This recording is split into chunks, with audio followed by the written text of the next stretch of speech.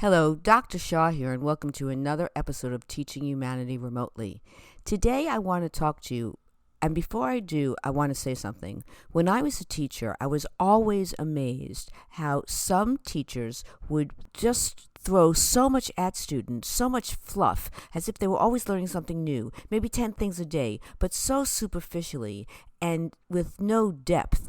And then I think the better teachers realize that we only really learn a few new things. And what I want to say is that this is just so helpful. And again, if we could really remember this, it would help us so much and we would suffer so much less and we'd be much less of the cause of our own suffering. And that is, once again, how we react to things. So here's an example. I have a great friend and she lives with her daughter. Our daughter's in her 20s. And my friend, sometimes when she's living with her daughter, she's pulling her hair out of her head. It's so stressful. For whatever reason, it doesn't matter. And I always say to her, this is going to pass, just don't react. Your daughter is dealing with whatever she's dealing with it. It's not personal. Just breathe through it. Just don't react. All of the things that you say to your friends when you're trying to support them. And lo and behold, after, let's say, 2 weeks of it being really challenging, my friend's daughter totally has a turnaround, and now they're like getting along. It's like heaven on earth. And so what's the lesson there? The lesson there is that we all go through things.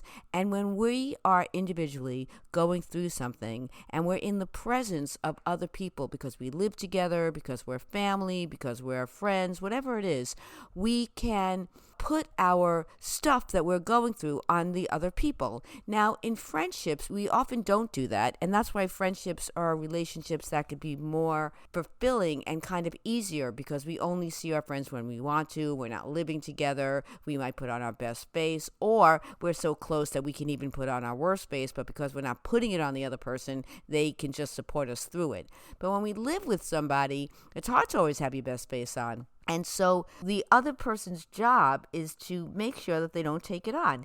You can have limits. You could say, I know you're crazy now, so I'm not going to respond. I'm not going to react. Or you could have some sort of agreement, or you could say nothing. But the issue is to know that it's so important to not take any one moment too seriously, because that's what makes us crazy. Because in another moment, it's really different.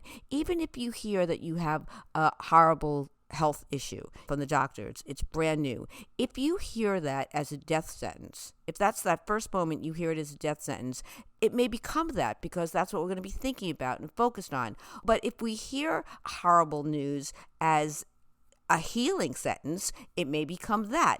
So it's really important to not take any one moment too seriously, because in time, we're going to start responding differently. And if I get taken by that one moment of such strong negativity, it will take me so much longer to respond differently. Again, some of us have that muscle exercise where we respond very negatively quickly, and so we need to retrain, reteach, and develop a new muscle. Some of us may not have that issue, but what I'm saying is that no matter what, I really am working at not taking any one moment too seriously. And as soon as I see that I'm responding in a way that is not in my best interest, as soon as I catch myself, right then and there I stop. And I say, okay, Mindy, time to exercise a new muscle, build that stamina, because it's very important, because really, time and time again, I am getting lessons. And if I connect my dots, I'm always being given lessons. And I'm seeing that, wow, if I just didn't take that too seriously. I know this. I've been around, and I know that in 2 days, this is all going to be completely different. So I do not have to react in a way that's taking it too seriously. And I think it's just very, very important to remember that. And I also want to say just another observation that I had that's really interesting to me. There are people in my life that I can just see their name, that they called me, and I will have complete fulfillment and love and gratitude in my heart, because they're such impressive people to me. And I love them so much that no matter when I see their name or think about them or somehow they come into my consciousness, I have nothing but total appreciation for them, like they're complete treasures. I can see them once every 5 years. I could see them once every 10 years. I just know that our love for each other is just so profound. And those few people that I have in my life that are like that, I know that when I speak with them, I say, I'm going to give this as much time as needed, whether we're talking on the phone or seeing each other in person, because I know that this dose of this person is going to fill me up so much. There are people that just do that to you, and it's really important to acknowledge that. And sometimes we can see these people more often, but sometimes it's so profound we don't need to. And I think that's just amazing. And I think it's something we should note and mark and absolutely celebrate, because when you're connected like that with someone, that is nothing but a gift. And to only have gratitude, an attitude of gratitude with that. And then sometimes what happens is that you'll meet a stranger and you'll have such a strong positive impression. Because of the hurricane that occurred, we're getting a lot of house renovations, and there's one person I met who's a worker that was really challenging and not in our best interest, but there are two other workers that are so fantastic. I just feel like the lesson I have with them is that you never know when you're going to get your blessing, and that's why it's really important to always stay open-minded and open-hearted, because you never ever know.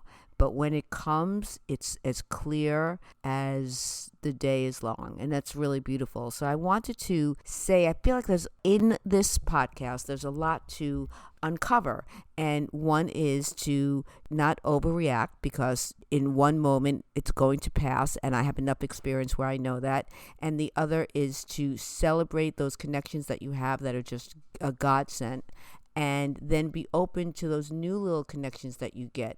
Like, I have these two people working on my house, and this house is such a beautiful house, and it was built in such a beautiful way with such a lovely couple, and these people are just enhancing that, and it's so nice to have workers like that. And I am not going to pay attention to the other worker that wasn't great, because that's not going to make me feel good, and the workers that are great are filling me up so much. So there's so much that's up to us, and how we respond is going to be what is up to us. So I am choosing to respond with that which makes me feel good and fulfilled. Until next time, see if this resonates with you. Thank you, and be well.